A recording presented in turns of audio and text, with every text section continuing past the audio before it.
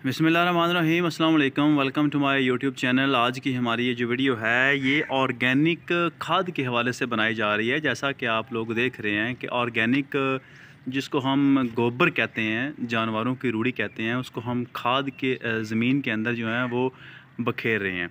Basically आज की जो वीडियो है, इस वीडियो के अंदर मैं आपको ये बताऊँगा कि ये किन ज़मीनों के अंदर और किस वक्त इस्तेमाल करनी चाहिए। आज ऑर्गेनिक और इनऑर्गेनिक मैटर्स में जो ज़मींदार हैं वो कशमकश का शिकार हैं कि हमें कौन सी खाद इस्तेमाल करनी चाहिए और कौन सी खाद नहीं इस्तेमाल करनी चाहिए और किस तरह की ज़मीन में इस्तेमाल करनी चाहिए। ये दो तीन कन्फ्यूजन्स तकरीबन हर एक ज़मींदार को लाहक हैं।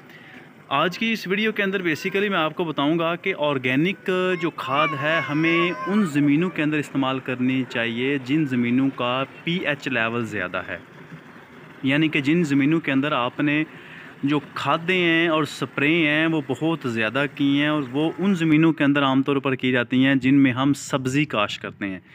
सब्ज़ी काश्त करने की वजह से हम उनमें खादें बड़ी इस्तेमाल करते हैं। खादें ज़्यादा इस्तेमाल करने की वजह से इनऑर्गेनिक मैटर्स इनको कहते हैं, उसकी वजह से ज़मीन का पीएच लेवल ज़्यादा हो जाता है और ज़मीन का जो ऊपर वाला पेंदा होता है वो बड़ा सख्त हो जाता है। हार्ड होने की वजह से उसके अंदर जितने भी ऑर्गेनिक मैटर्स होते हैं वो ज़ोर लगाना छोड़ देते हैं। ऑर्गेनिक मैटर जब ज़ोर लगाना छोड़ते हैं तो हम बहुत ज़्यादा खाद भी इस्तेमाल करते हैं, स्प्रे भी करते हैं, टॉनिक भी लगाते हैं, लेकिन वो कोई असर हमें नज़र नहीं आता, जिसकी वजह से हम अक्सर परेशान हो जाते हैं कि पता नहीं क्या वजह है कि मैंने ज़मीन के अंदर बहुत ज़्यादा खादें इस्तेमाल की हैं, इसके बावजूद मुझे कोई रिज़ल्ट अच्छा देखने को नहीं मिल रहा।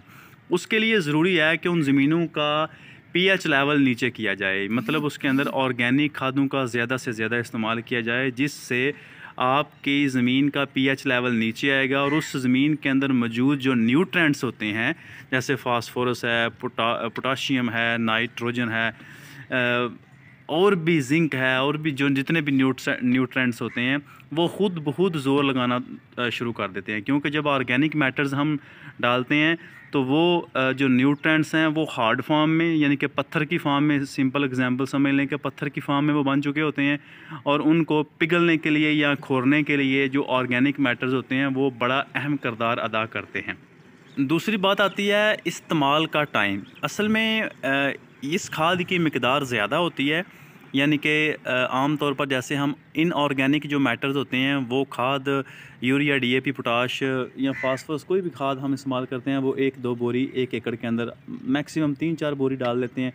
लेकिन इसका हमने इस्तेमाल आम तौर पर ट्रालियों की फॉर्म में करना होता है, 3-4, 5-5 ट्रालियाँ। अब हम 1 एकड़ के अंदर अभी 8-8 ट्रालियाँ जो हैं वो डाल रहे हैं, और इतनी ज़्यादा मिकदार के अंदर खाद जो होती है जब हम फसल लगा लेते हैं फिर हम इस्तेमाल नहीं कर सकते, क्योंकि अगर हम फिर इस्तेमाल करेंगे तो वो पानी के साथ इस्तेमाल करनी पड़ेगी, और अगर हम पानी के साथ इस्तेमाल करेंगे तो वो जो खेलियाँ होती हैं वो बंद हो जाएंगी इतनी ज़्यादा जब हम खाद इस्तेमाल करेंगे। उसका बेहतरीन तरीका ये है कि जब आप ज़मीन की तैयारी करें तो ज़मीन की तैयारी के दौरान जब आपकी ज़मीन फुल तैयार हो जाए तो उसके वक़्त उसके ऊपर ट्रालियों की फार्म में इसके ऊपर कई के साथ भी छटा लगा सकते हैं, और वैसे भी जो है वो छोटी छोटी ढेरियाँ लगा के, तो उसके बाद इसके ऊपर ट्रैक्टर की एक सीन लगाएं, जिसके बाद आपकी जो खाद है वो सही तरह से ज़मीन में मिक्स हो जाएगी।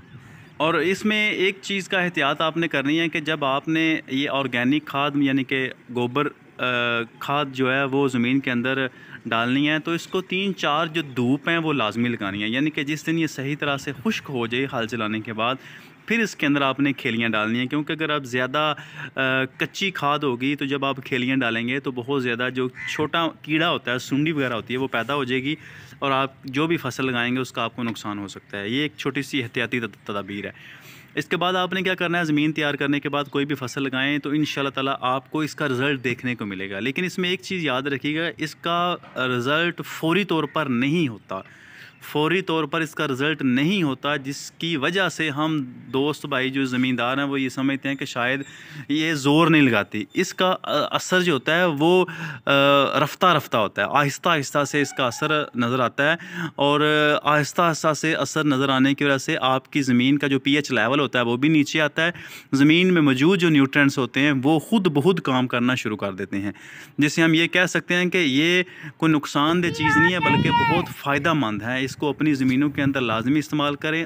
ख़ास तौर पर जो बारी मैरा ज़मीन होती है, जिसको हम चिकनी ज़मीन कहते हैं, उसके अंदर तो लाजमी इसको इस्तेमाल करें।